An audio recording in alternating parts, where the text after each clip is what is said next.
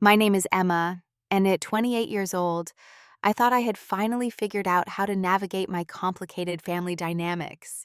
For 5 long years, I saved every penny for my dream wedding, sacrificing nights out vacations and even new clothes.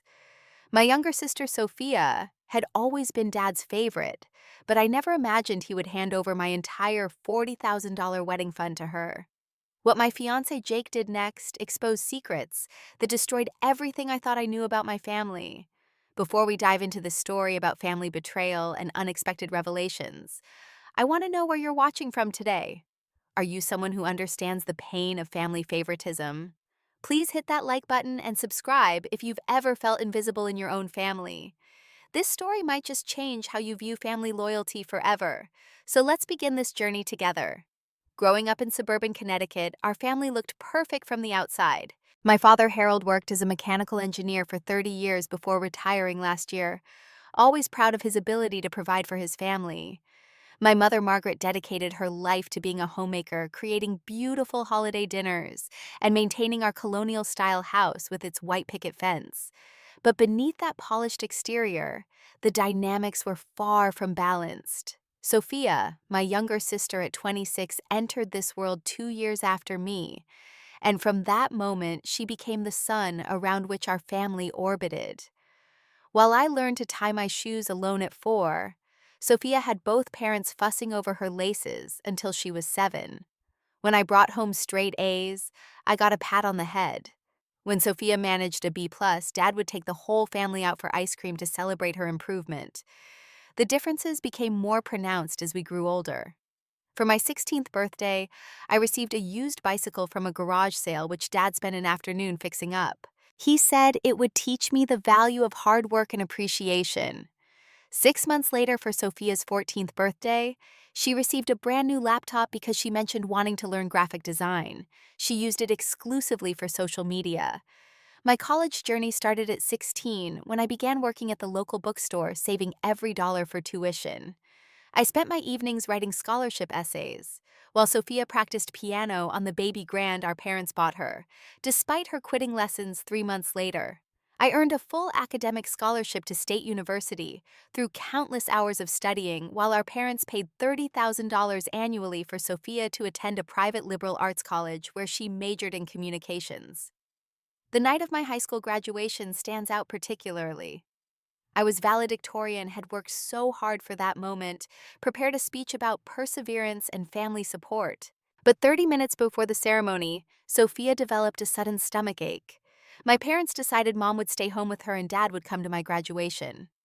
Except he spent the entire ceremony texting Mom about Sophia's condition, missing my speech entirely.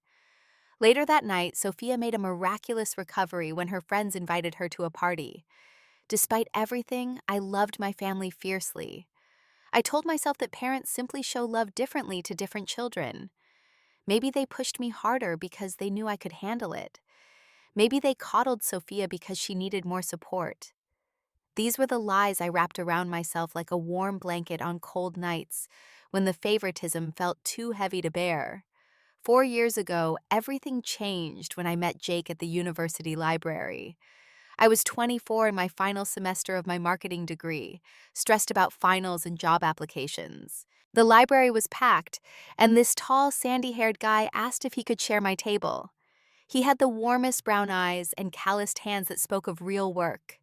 We started talking during a study break, and I learned he was finishing his degree in construction management while working full-time for his uncle's contracting business. Jake came from a working-class family in Pennsylvania. His father was a plumber, his mother a school cafeteria worker. He understood the value of every dollar because he'd watched his parents count pennies to make ends meet. When I told him about my family dynamics, he listened without judgment, though I noticed his jaw tighten when I mentioned certain incidents. He had this way of making me feel seen, truly seen, for the first time in my life. Our relationship progressed naturally, built on shared values and mutual respect. Jake never promised me luxuries he couldn't afford, but he showed up consistently. He fixed my car when it broke down, brought me soup when I was sick, and remembered every important date in my life. More importantly, he encouraged my independence, celebrated my achievements, and never made me feel like I needed to shrink myself to make room for someone else's ego. When we got engaged 2 years ago, it wasn't with a flashy proposal or expensive ring. Jake took me to the spot where we first kissed under an old oak tree on campus and got down on one knee with his grandmother's vintage ring reset with a modest diamond he'd saved for months to buy. He said he wanted to build a life with me brick by brick, just like the homes he helped construct. I said yes before he even finished asking. We immediately started planning and saving for our wedding. Neither of us wanted anything extravagant, but we dreamed of a beautiful garden ceremony with our loved ones present. We created a detailed budget, opened a dedicated savings account, and both took on extra work. I started freelancing as a graphic designer in the evenings, using skills I'd taught myself since Sophia never actually pursued it despite having that expensive laptop. Jake took on weekend projects, often coming home exhausted, but always with a smile, saying every dollar brought us closer to our day. Our saving strategy was meticulous and required serious sacrifice. Every month, I automatically transferred $800 from my marketing manager salary into our wedding fund. Jake contributed another $600 from his construction supervisor position.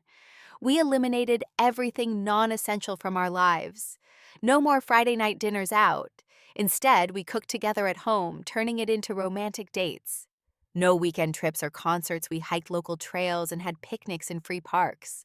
I wore the same 5 work outfits on rotation for 2 years, mending them when needed rather than buying new ones. The freelance work was exhausting but profitable. After my 9 to 5 job, I'd come home, eat a quick dinner Jake prepared, and then work on logo designs, marketing materials, and website graphics until midnight. Weekends meant more design work, often 8 to 10 hours each day. Jake would bring me coffee, massage my shoulders when they got stiff, and remind me this was temporary, that we were building our future together. We documented every penny saved in a spreadsheet Jake created. Watching those numbers grow became our entertainment. 10,000 after the first year, 20,000 after 2 years, 30,000 after 3. We celebrated each milestone with homemade cake and dancing in our tiny apartment kitchen. Our friends thought we were crazy missing out on our 20s, but we had a vision of our perfect day. The wedding planning itself became a labor of love. We found Riverside Gardens, a historic venue downtown with blooming roses and a charming gazebo. The owner, Mrs. Patterson, was a romantic who offered us a discount because she said she hadn't seen a young couple so genuinely in love in years. We put down a $5,000 deposit booking for next September, when the roses would be in full bloom. My dress came from a boutique that was closing down. Originally $3,000, marked down to $1,200. It needed minor alterations, but it was exactly what I'd dreamed of since childhood. Ivory silk with delicate lace sleeves and a flowing train that made me feel like a princess when I tried it on. Jake wasn't supposed to see it, but I sent him a photo of myself crying happy tears in the fitting room. He responded with heart emojis and said he couldn't wait to marry me. We found creative ways to reduce costs without sacrificing quality. My college roommate Sarah was building her photography portfolio and offered to shoot our wedding for half the usual rate. Jake's cousin owned a small catering company and gave us a family discount. My coworker's daughter was studying floral design and agreed to do our arrangements for cost of materials, plus a small fee. Every vendor we chose had a personal connection, making our wedding feel even more special. Then 3 months ago, Sophia dropped her bombshell during Sunday dinner at our parents' house. She walked in wearing a massive diamond ring, at least 3 carats, practically blinding us with its sparkle. Marcus Wellington had proposed. She announced, her voice hitting that pitch that meant she was both excited and nervous. They'd been dating for 8 months, though this was the first time any of us had heard his last name. Marcus was supposedly a CEO of a tech startup, came from old money, had connections everywhere. Sophia gushed about his Tesla, his penthouse apartment, his vacation home in the Hamptons. My parents were immediately impressed, Dad's chest puffing with pride that his daughter had caught such a successful man. Mom started planning wedding details before Sophia even finished her announcement. Then came the kicker. Sophia wanted to get married in 3 months before Emma's wedding. Marcus's family had important business obligations later in the year, she explained, and summer was the only time that worked. Plus, the Wellington family had certain expectations about the caliber of wedding befitting their social status. She looked directly at me when she said this, a challenge in her eyes. I felt my stomach drop. Jake squeezed my hand under the table, his thumb rubbing soothing circles on my palm. We'd been planning for 2 years, had everything booked, deposits paid. But I saw the look in my father's eyes, that familiar expression that appeared whenever Sophia wanted something. Mom was already pulling out her phone, looking up venues that could accommodate a Wellington-level wedding. The conversation shifted entirely to Sophia's wedding needs. The guest list would be at least 300 people, including Marcus's extensive business network. The venue needed to be prestigious, somewhere that photographed well for society pages. The catering had to be from specific high-end companies the Wellingtons approved of. Designer dress, of course, nothing off the rack. The budget discussions made my head spin, numbers that exceeded what Jake and I made in a year combined. Dad turned to me with that expression I knew too well, the one that said I should be the understanding older sister. "Emma, you and Jake have such a solid relationship. Waiting a bit longer won't hurt anything, right? Besides, Sophia needs our support right now. The Wellingtons are particular people, and we need to make a good impression for your sister's sake." Jake spoke up for the first time, his voice calm but firm. "We've already paid deposits, Harold. Vendors are booked, everything is scheduled. We'd lose thousands of dollars postponing now. But I saw it didn't matter. The decision was already made in my father's mind. Sophia was getting married first, and somehow we'd all need to make it happen." Over the following weeks, the situation grew increasingly tense. Sophia threw herself into wedding planning with manic energy, creating Pinterest boards and booking vendor meetings daily. She'd call me at work to discuss flower arrangements, seemingly oblivious to the fact that she was planning the wedding that should have been mine. Or perhaps not oblivious at all, perhaps enjoying every moment of it. Marcus remained mysteriously absent from family gatherings, always traveling for business or in important meetings. We'd seen photos of him generically handsome in that wealthy way, but his reluctance to meet the family seemed odd. Jake mentioned this to me privately, said something felt off about the whole situation. His construction experience had taught him to spot unstable foundations, and he said this whole Wellington situation felt like building on sand. The Sunday dinner that changed everything started like any other. Mom had made her famous pot roast, the dining room table set with her wedding china, the one she only used for special occasions. I should have known something was planned by the formality of it all. Jake and I arrived right on time, bringing a bottle of wine and my homemade apple pie. Sophia was already there, nervously twisting that massive diamond ring around her finger. Dad waited until we were all seated, then stood up with the gravity of someone about to deliver a State of the Union address. He cleared his throat, adjusted his glasses, and looked directly at me with an expression I'd never seen before. It was somewhere between pity and determination, like a surgeon about to perform a necessary but painful procedure. "Family takes care of family." He began, his voice carrying that authoritative tone from his engineering days, when he'd managed teams of people. "Your mother and I have been discussing the situation with Sophia's wedding, and we've come to a decision that's best for everyone involved. The Wellingtons have certain expectations, and as parents, we need to ensure Sophia starts her marriage on the right foot." I felt Jake's hand find mine under the table again, but this time his grip was different, alert, like a soldier who'd heard a distant sound that might be enemy fire. Sophia kept her eyes down, studying her manicured nails with intense focus. Mom pushed food around her plate, refusing to make eye contact with anyone. "Emma, you've always been the responsible one, the mature one." Dad continued, his voice gaining confidence as he spoke. "You understand that sometimes we need to make sacrifices for the greater good of the family. Your sister needs $40,000 for her wedding expenses immediately. The Wellingtons are covering the venue and catering, but there are so many other costs. The dress alone is $15,000, and we simply don't have that kind of liquid cash available." The words hung in the air like a toxic cloud. I couldn't process what I was hearing. My brain kept replaying the amount, $40,000, the exact amount Jake and I had saved over 5 years of sacrifice and exhaustion. Surely he wasn't suggesting what I thought he was suggesting. "So we've decided," Dad powered through, "that you'll transfer your wedding savings to Sophia. You and Jake are young, you have plenty of time to save again. Maybe you'll even decide a smaller, more intimate ceremony would be better. Your sister needs this money now, and as her older sister, I know you'll do the right thing. Family comes first, Emma. It always has in this household. The silence that followed was deafening. I could hear the grandfather clock ticking in the hallway, counting seconds that felt like hours. My mouth opened and closed, but no words came out. 5 years of 12-hour workdays, 5 years of worn shoes and skipped vacations, 5 years of falling asleep at my computer, finishing design projects, all of it dismissed in a single moment. That's our money. I finally managed to whisper, my voice sounding foreign to my own ears. Jake and I saved every penny. We have contracts, deposits, people depending on us. You can't just take it. That's theft, Dad. You're asking me to steal from my own future to fund Sophia's fantasy wedding. It's not theft when it's family, Dad replied, his tone hardening. I'm not asking Emma. I'm telling you what needs to happen. Your mother and I have discussed this thoroughly. Sophia's marriage to Marcus could open doors for the entire family. The connections, the opportunities, think about the bigger picture here. Your wedding can wait. This can't. Mom finally looked up and I saw tears in her eyes, but she said nothing. Her silence was perhaps the deepest cut of all.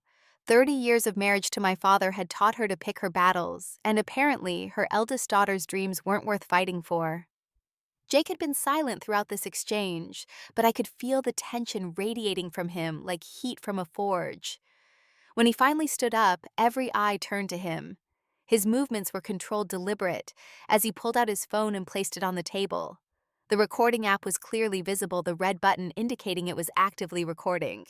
That's interesting, Harold Jake said, his voice conversational, almost friendly.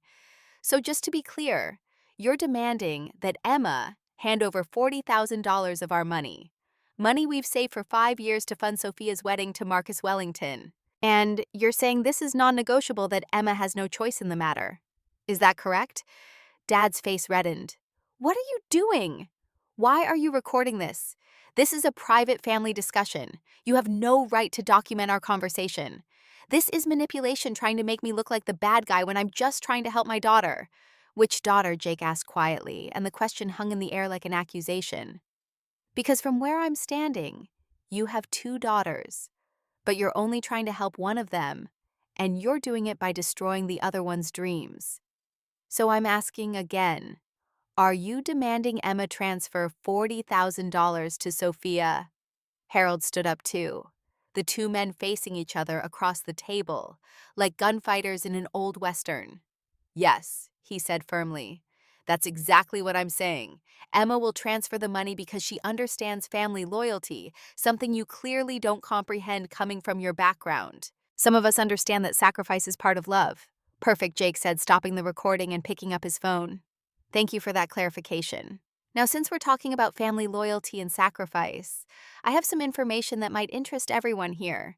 Information about Marcus Wellington and his family's expectations. Would you like to hear it, or should we just proceed with the theft of Emma's savings? Jake's calm demeanor was more unsettling than if he'd been shouting. He pulled out his phone again, this time opening a folder full of screenshots and documents. Sophia's face went pale, her hands gripping the edge of the table until her knuckles turned white. She knew something we didn't, and whatever it was terrified her. Before we discussed transferring $40,000, Jake began, his voice steady as a news anchor. Let's talk about Marcus Wellington's CEO and heir to old money. Funny thing about the internet, Harold, it makes fact-checking incredibly easy. Marcus Wellington is indeed employed at a tech startup called Digital Dynamics. He's not the CEO, though. He's a junior account manager who started 6 months ago. That's not true, Sophia interjected, her voice shrill.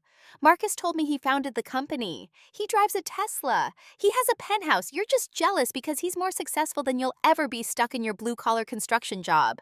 You don't know anything about him or his family. Jake smiled, but it didn't reach his eyes. Actually, I know quite a bit. See, my cousin Tommy works at the same company. Marcus does drive a Tesla, a leased one that he's 3 months behind on payments for. The penthouse is actually a 1-bedroom apartment in a building that happens to have penthouse units. He lives on the 3rd floor. And as for the Wellington family money well, that's the most interesting part. He pulled up a news article on his phone, turning it so everyone could see the headline from 2 years ago. Wellington Industries files for bankruptcy. Family fortune lost in investment scandal. The article detailed how Marcus's father had gambled away the family wealth on cryptocurrency and failed ventures, leaving them with nothing but their name and social connections. Furthermore, Jake continued flipping through more screenshots. Marcus owes approximately $80,000 in credit card debt and student loans. These are public court records from a lawsuit filed by American Express 3 months ago. He's been sued twice for non-payment of rent at previous apartments. The Hamptons vacation home Sophia mentioned, it belongs to his college roommate's family. Marcus House sat there one weekend and has been pretending it's his ever since. Mom gasped, finally finding her voice. Sophia, is this true? Did you know about any of this? How could you lie to us about something so important? We were ready to sacrifice Emma's wedding for a lie. Sophia's composure finally cracked. Tears streamed down her face, but they seemed more angry than sad. It wasn't supposed to happen like this, she wailed. Marcus said his trust fund was just tied up temporarily. Once we were married, everything would be fine. His family still has connections, important people who could help us. The money would come eventually. So you knew, I said, finding my voice at last. You knew he was lying about everything, and you still demanded Dad take my wedding savings. You were willing to destroy my future for a fantasy, for a man who's been deceiving you from day one. How could you do this to me, Sophia? I'm your sister. You've always had everything. Sophia spat, her tears stopping as anger took over. Perfect grades, perfect job, perfect Jake who actually loves you. Do you know what it's like living in your shadow? Finally, I had something better than you. Someone who chose me first, and you couldn't let me have even that. You had to have Jake investigate him, ruin everything. Nobody investigated anything initially. Jake interjected. I only started looking into Marcus after your father announced his plan to steal Emma's money. See, in construction, we have a saying, measure twice, cut once. I wanted to measure exactly what kind of family emergency required $40,000 immediately. Imagine my surprise when I discovered there was no emergency, just a con artist and a desperate woman willing to believe his lies. Dad had been silent, his face cycling through various shades of red and purple. Finally, he exploded. This is irrelevant, he shouted, slamming his hand on the table. So Marcus isn't as wealthy as claimed. Sophia still needs a wedding. She's still getting married. The money situation doesn't change the fact that family supports family. Emma still needs to help her sister. Actually, Harold, there's more, Jake said, his voice cutting through Dad's tirade. See, while I was researching Marcus, I discovered something interesting about you too. Would you like to tell Emma about the phone call you made to Riverside Gardens last Tuesday, or should I? The room went silent again. Dad's face drained of all color, his mouth opening and closing like a fish out of water. Mom looked between Dad and Jake, confusion evident on her face. What phone call? What are you talking about? Jake pulled up another recording, this time an email. Mrs. Patterson from Riverside Gardens was very concerned when Harold called to cancel Emma's wedding booking, he explained. She thought it was strange that the father of the bride was calling instead of the couple, so she emailed me directly to confirm. Harold told her that the wedding was off, that Emma and I had broken up, and asked if any portion of the deposit could be refunded to him. I felt like I'd been punched in the stomach. My own father had tried to cancel my wedding venue behind my back, had lied about Jake and me breaking up, and had tried to steal our deposit money. This wasn't a spur-of-the-moment decision to help Sophia. This was calculated, planned betrayal. You called them last Tuesday, I said slowly, putting the pieces together. That was 3 days before this dinner. You planned this whole thing. You were going to take our money regardless of what we said. This dinner wasn't a discussion. It was an ambush. You'd already decided to sacrifice my wedding for Sophia before you even told me. Harold's mouth set in a hard line. I did what I thought was best for the family. Sophia needed help, and I knew you'd be difficult about it. Sometimes parents have to make hard decisions. You'll understand someday when you have children of your own. No, Mom said suddenly, standing up for the first time I could remember in years. No, Harold. This isn't a hard decision a parent makes. This is theft. This is betrayal. This is choosing one daughter over another so blatantly that it breaks my heart. I've stayed quiet for 30 years, watched you favor Sophia, justified it as just your way. But this attempting to steal Emma's wedding funds and destroy her venue booking, this is unconscionable. Everyone turned to stare at Mom. She was shaking, whether from anger or fear I couldn't tell, but her voice remained steady. I've watched Emma work herself to exhaustion since she was 16. I've seen her accept every disappointment, every slight with grace. She never complained when we paid for Sophia's college, but not hers. She never said a word when we missed her graduation speech. She has been nothing but loyal and loving to this family, and this is how you repay her. Just then the doorbell rang, cutting through the tension like a knife. Dad looked confused. Mom appeared bewildered, but Jake checked his watch and nodded. "That would be Robert," he said casually. I took the liberty of inviting him when it became clear this was going to be more than a simple family dinner. Uncle Robert, Dad's younger brother, walked in without waiting for anyone to answer the door. He'd always been the rebel of the family, the one who moved to California, started his own investment firm, and made millions, while Dad stayed in Connecticut living his stable, predictable life. The brothers had a complicated relationship, cordial but competitive with Robert, always slightly disapproving of how Harold ran his household. "I've been listening to the whole thing," Robert announced, holding up his phone. Jake was kind enough to live stream this fascinating family meeting. "Harold, I always knew you played favorites, but this is beyond even what I imagined. Attempting to steal from one daughter to give to another. What would Mom and Dad think if they were still alive?" Robert's presence changed the entire dynamic of the room. He commanded attention in a way my father never could, despite being 5 years younger. Where Harold was rigid and authoritarian, Robert was confident and charismatic. He surveyed the scene before him like a chess master examining a board, calculating his next move. "Sit down, Harold," Robert said, his tone brooking no argument. "You've said enough for one evening. Now it's time for some home truths. Emma, Jake." I apologized for arriving unannounced, but when Jake contacted me about this situation, I felt it was time to intervene. "This family dysfunction has gone on long enough." Dad reluctantly sat, his face a mixture of rage and embarrassment. Having his successful younger brother witness his attempted theft clearly wounded his pride more than any accusation we could make. Sophia had stopped crying and was texting frantically, probably to Marcus, though I doubted he'd respond given that his house of cards was collapsing. 20 years ago, Robert continued settling into Mom's usual chair with casual authority. I offered to pay for Emma's college education. "You refused." "Harold said she needed to learn the value of hard work.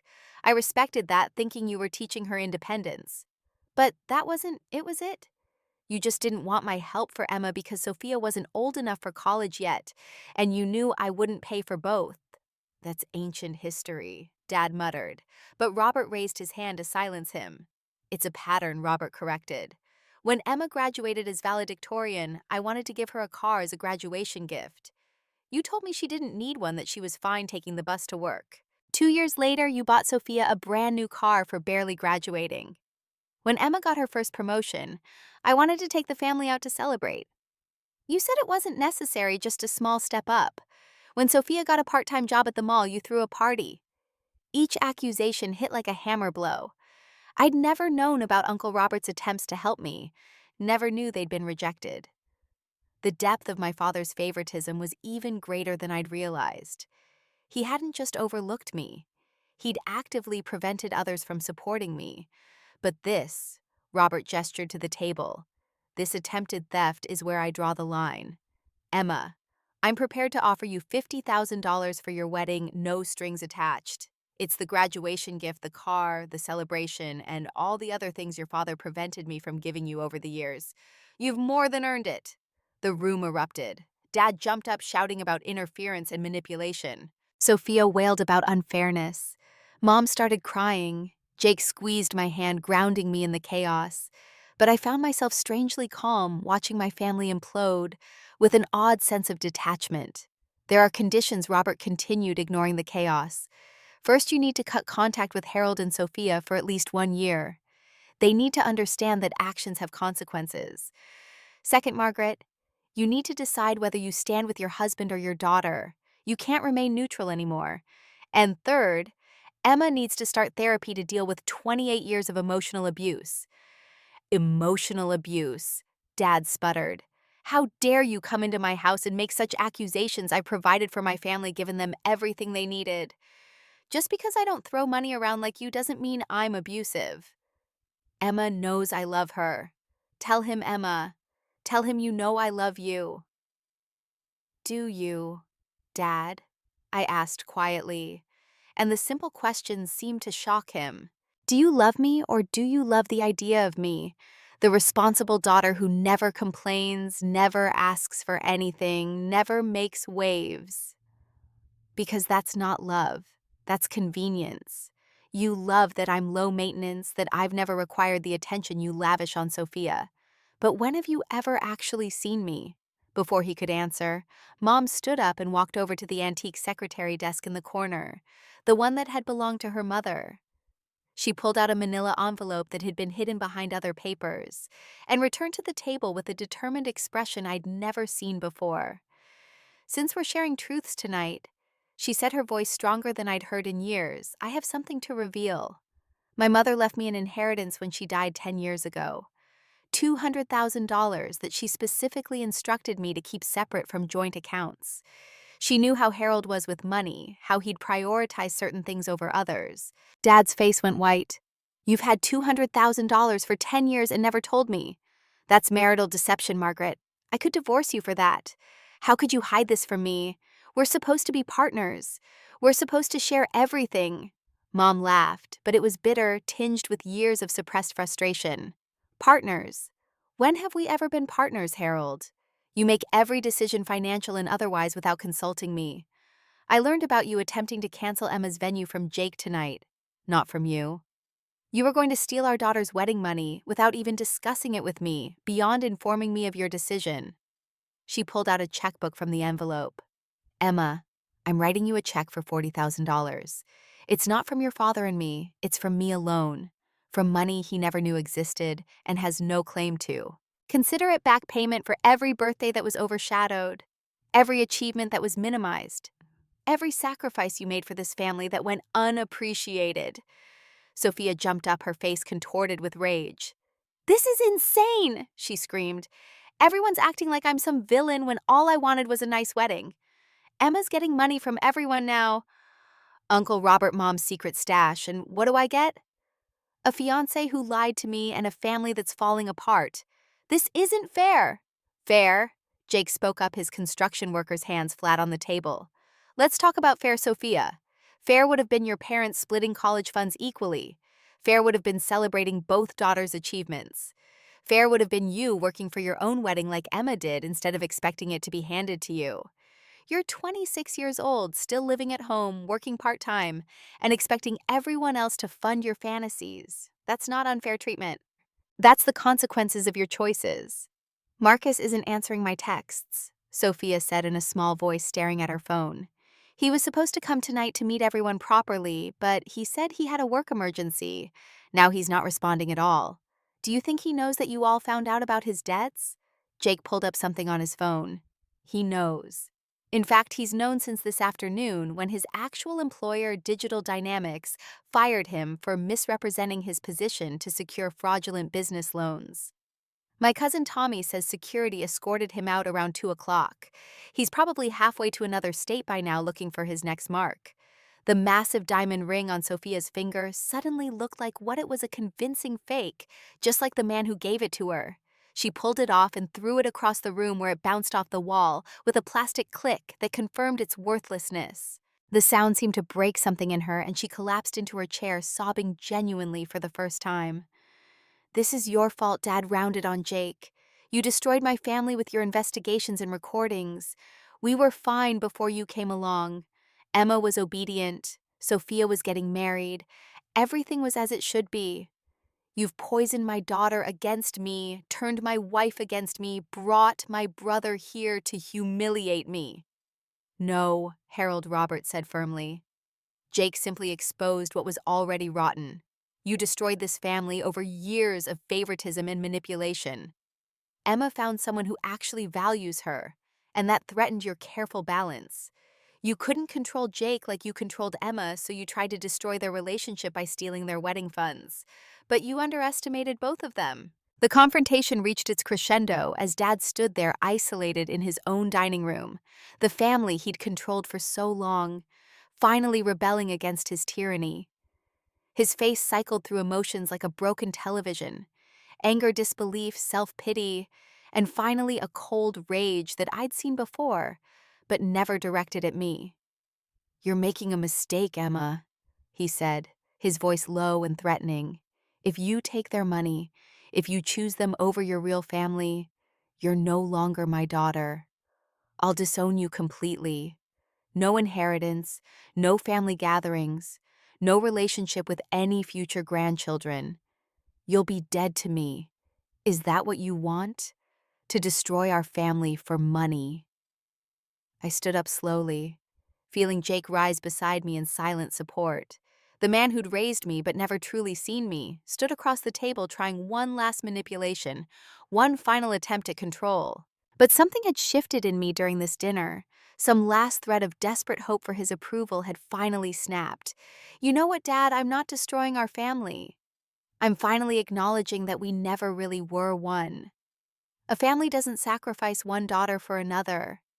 A family doesn't steal from its members. A family doesn't operate on favoritism and manipulation. What we had was a hierarchy with you at the top, Sophia, as the princess mom, as the silent enabler, and me as the servant who was supposed to be grateful for scraps. I picked up Mom's check but didn't take Uncle Robert's money yet.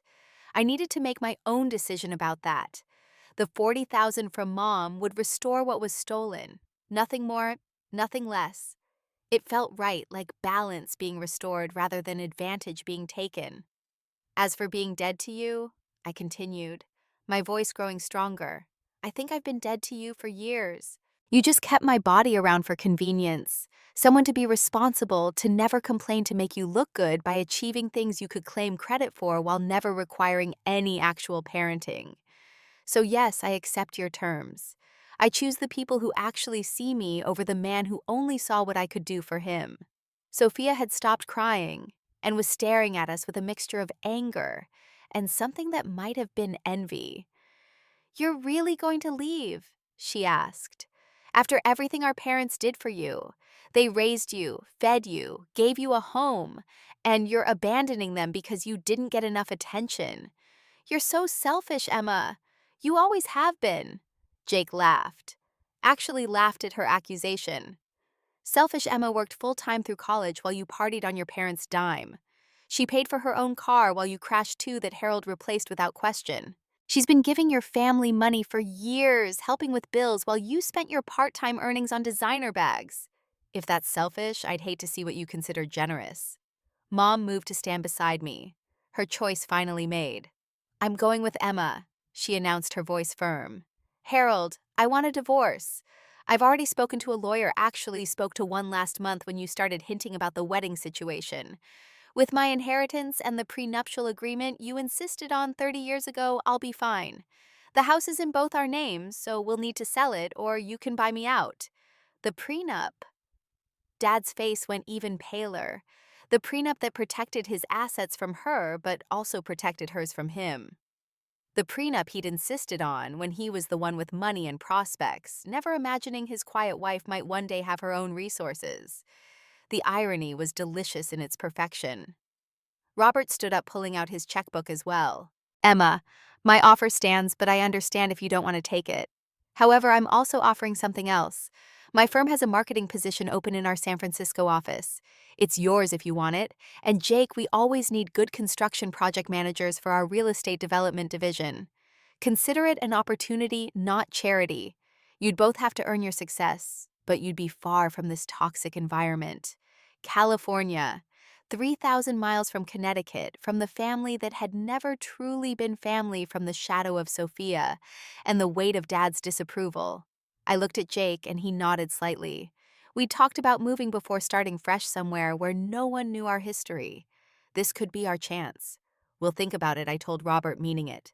"Right now, we just need to leave." "Mom, do you have somewhere to stay tonight?" "You can come to our apartment if you need to. We have a pull-out couch, and tomorrow we can help you figure out next steps." Mom smiled a real smile that took years off her face. "I've already arranged to stay with my sister Patricia. She's been telling me to leave your father for years. She'll be thrilled to hear I finally listened." "Emma, I'm so sorry it took me this long to stand up for you. I was a coward, and you deserved better. I hope someday you can forgive me." As we gathered our things to leave, Sophia made one last desperate attempt. "Emma, please," she begged, her voice small and frightened. "Don't leave me here with him. I know I've been awful, but I'm your sister. We share blood history memories. Doesn't that mean anything to you?" I turned to look at her. Really look at her for perhaps the first time. She wasn't evil, just spoiled and enabled to the point where she couldn't function in reality. She'd been as much a victim of Dad's favoritism as I had, just in a different way. While I'd learned resilience and independence, she'd learned entitlement and dependence. Neither of us had received what we actually needed: real love and balanced parenting. "It means everything and nothing," I told her honestly. "I love the sister you could have been if Dad hadn't pitted us against each other from birth. I mourn the relationship we might have had if you hadn't been taught that you deserved everything, while I deserved nothing. But I can't save you, Sophia. Only you can do that. Maybe losing Marcus, losing Mom, losing me, maybe it'll finally make you grow up. I hope so, but I won't wait around to find out." The last thing I heard as we walked out was Dad shouting at Robert about lawsuits and interference, Sophia sobbing dramatically, and the sound of something breaking, probably thrown in anger. But it all faded as Jake and I stepped into the cool evening air, Mom beside us, Uncle Robert following with a satisfied expression. In my purse was a check for $40,000 restoration of what was almost stolen. In my heart was a strange mixture of grief and relief, the death of one family and the potential birth of another. Jake's arm around my shoulders was solid and real, an anchor in the storm of change. We had a wedding to replan, a life to rebuild, and possibly a move across the country to consider. But first, we had to get Mom settled at Aunt Patricia's house, then go home to our tiny apartment where we'd built our dreams $1 at a time. Tomorrow, we'd call Mrs. Patterson at Riverside Gardens, confirm our booking was safe, and start putting the pieces back together. The wedding would happen as planned, just without some of the guests we'd originally imagined. 6 months later, I stood in front of the mirror in the bridal suite at Riverside Gardens, wearing my dream dress that fit perfectly after alterations. The September roses were indeed in full bloom, their sweet scent drifting through the open windows. But the scene was different from what I'd originally imagined. The guest list was smaller, but filled with people who genuinely loved us. Mom helped me with my veil, her hands steady and sure. The divorce had been finalized 2 months ago, and she looked younger, lighter free. She'd taken her half of the house sale proceeds plus her inheritance and bought a lovely condo near downtown. She'd even started taking pottery classes, something Dad had always mocked as frivolous. Her pieces lined the windowsill, imperfect but beautiful in their authenticity. Uncle Robert had flown in from California for the wedding, bringing his wife and teenage kids I barely knew, but who welcomed me like long-lost family. We'd taken his job offers after careful consideration, not as escape, but as opportunity. Jake and I would move to San Francisco after our honeymoon, ready to build our life in a place where we could define ourselves. The photographer, my friend Sarah, captured genuine moments rather than posed perfection. Jake's family had embraced me completely, his mother crying happy tears when I asked her to stand in the traditional mother of the bride position during the ceremony. His construction crew buddies served as groomsmen, their rough hands and gentle hearts, exactly the kind of support we needed. The ceremony itself was intimate and perfect. Jake cried when he saw me walking down the aisle, Uncle Robert escorting me, since I'd chosen not to have anyone give me away, symbolically claiming my own agency. Our vows were personal, acknowledging the struggles we'd overcome together, promising to always see each other clearly, to never let family dysfunction poison our union. But let me tell you about what happened with Harold and Sophia in those 6 months, because their story became a cautionary tale that rippled through our Connecticut community. After we left that terrible dinner, Harold doubled down on his anger, telling anyone who'd listen that his ungrateful daughter had destroyed the family. But Robert had recorded everything, and when Harold started spreading lies, Robert simply shared the truth with strategic people. Harold's reputation crumbled. His former engineering colleagues whispered about the man who tried to steal from one daughter to give to another. The country club members gossiped about the wedding fund scandal. Even Sophia's friends distanced themselves when they learned about Marcus's deception and her willing participation in the attempted theft. The family that had seemed so perfect from the outside became the subject of scandalous speculation. Sophia struggled most of all. Without mom to cook and clean, without me to blame for her problems, without Marcus to provide her fantasy future, she had to face herself for the first time. She lost her part-time job after missing too many shifts while dealing with the Marcus fallout. The fake engagement ring became a symbol of everything false in her life.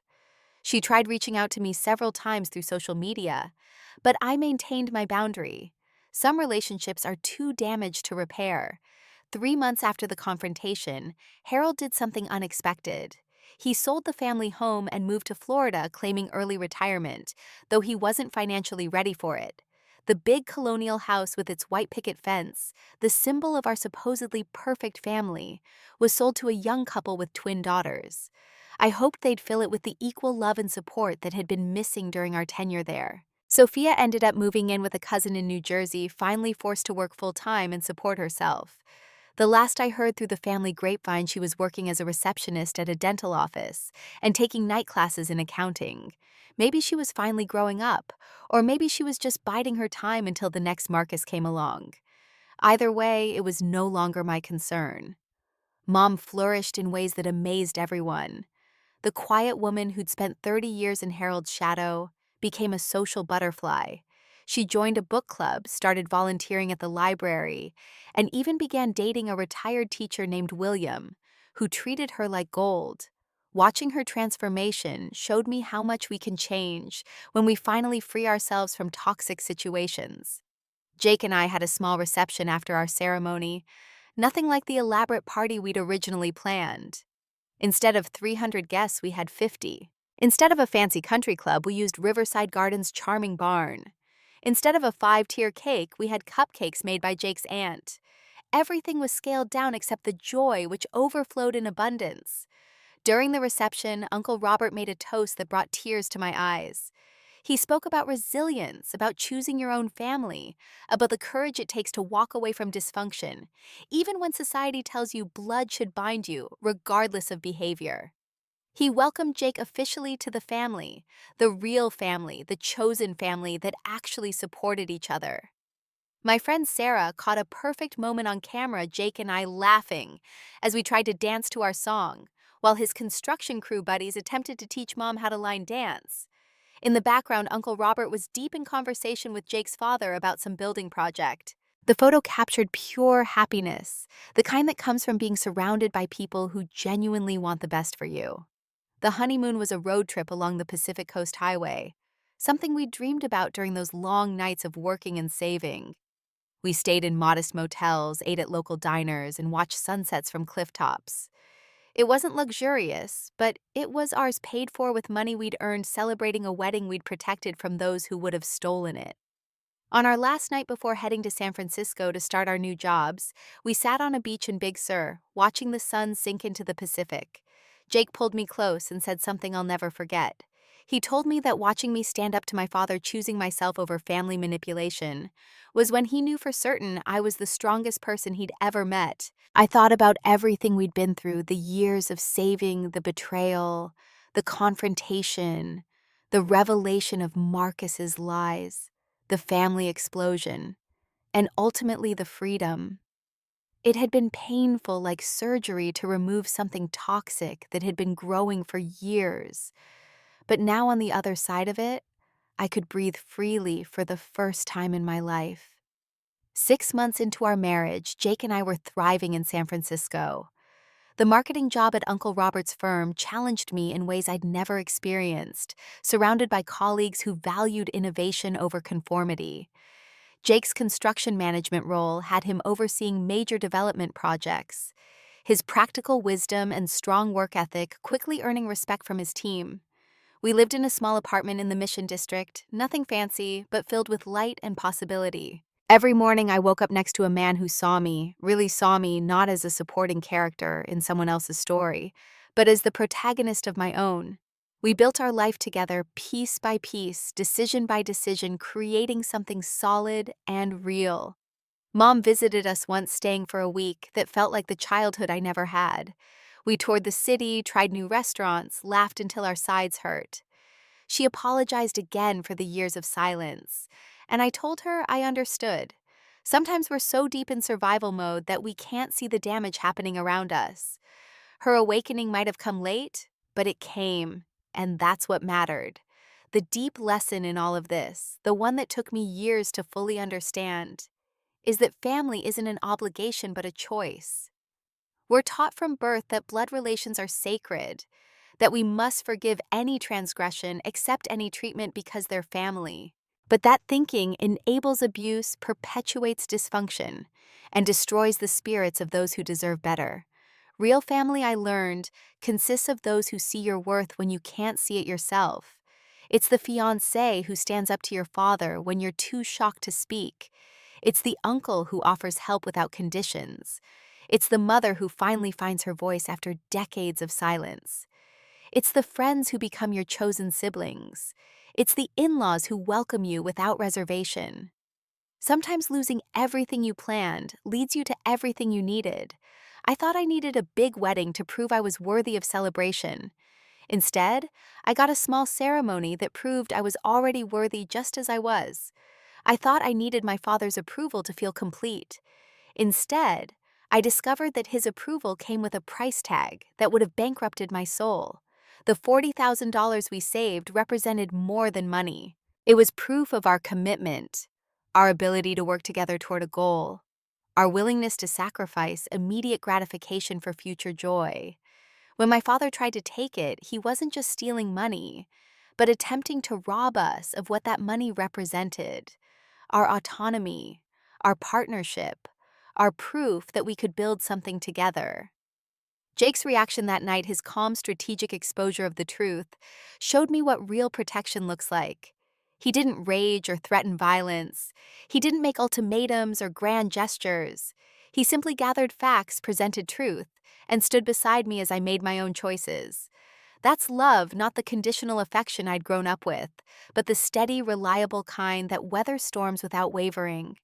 Now, when young women reach out to me through social media, sharing their own stories of family favoritism and financial abuse, I tell them what I wish someone had told me earlier. Your worth isn't determined by your family's treatment of you. You don't owe anyone your dreams just because you share DNA. And sometimes the most loving thing you can do for everyone involved is to walk away and build something better.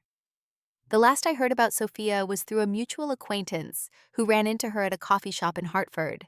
She was studying for her CPA exam, working 2 jobs, and had been in therapy for months. She'd asked about me, wondered if I ever thought about her, if there was any chance of reconciliation. The acquaintance told her I was happy in California, and Sophia had nodded, said she was glad, and seemed to mean it.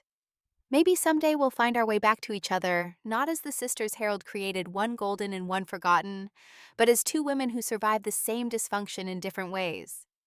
Or maybe we won't, and that's okay too. Forgiveness doesn't require reconciliation. I can wish her well from a distance while maintaining the boundaries that protect my peace. Harold never reached out, his pride too wounded to attempt repair. I heard he was living in a small apartment in Tampa, working part-time at a hardware store, because his early retirement hadn't accounted for losing half his assets in the divorce. He told people his daughters abandoned him, playing the victim to anyone who'd listen. But the truth has a way of traveling, and most people saw through his narrative. As I finished sharing this story, sitting in our San Francisco apartment with Jake cooking dinner in our tiny kitchen, I want to leave you with this thought. Sometimes the greatest gift someone can give you is showing you exactly who they are through their actions. When my father tried to steal my wedding savings, he revealed truths that had been hidden for 28 years. That painful revelation freed me from a lifetime of seeking approval that would never come. Your family might not be stealing your wedding fund, but they might be stealing your joy, your confidence, your sense of self-worth in other ways. Pay attention to patterns, to who celebrates your victories versus who diminishes them, to who shows up when you need help versus who only appears when they need something.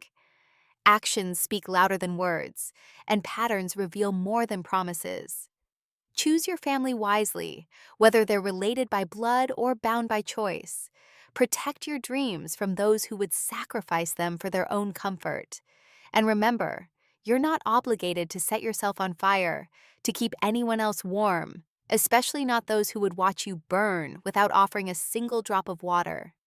Sometimes losing everything you thought you wanted leads you exactly where you need to be. Sometimes the fiancé who seems quiet and unassuming turns out to be your fiercest protector. Sometimes the mother who seemed weak finds her strength when it matters most. And sometimes the family that seems perfect from the outside needs to shatter completely before something real and healthy can grow in its place. That's my story, the tale of how my father handed my wedding savings to my sister. But my fiancé's reaction changed everything. Not through violence or threats, but through truth, strategically revealed protection quietly provided, and love steadily demonstrated. In trying to destroy my wedding, my father inadvertently gave me something far more valuable: freedom, from the need for his approval and the knowledge that I was always worthy of more than crumbs from his table. Thank you for listening to my story.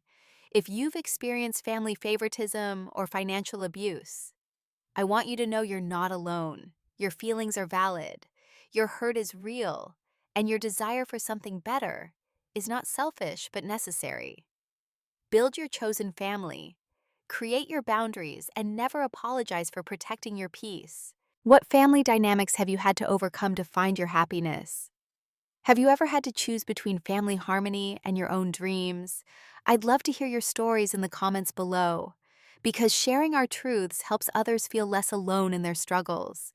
If this story resonated with you, please hit that like button and subscribe to hear more real-life stories about overcoming family dysfunction and building better lives.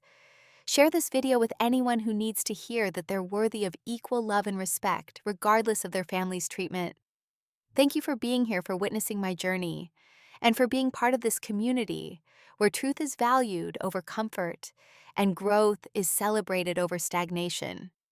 Remember, you deserve a love that celebrates you, a family that sees you, and a life that reflects your worth, not your wounds. Until next time, keep choosing yourself, keep building your dreams, and keep believing that the best is yet to come.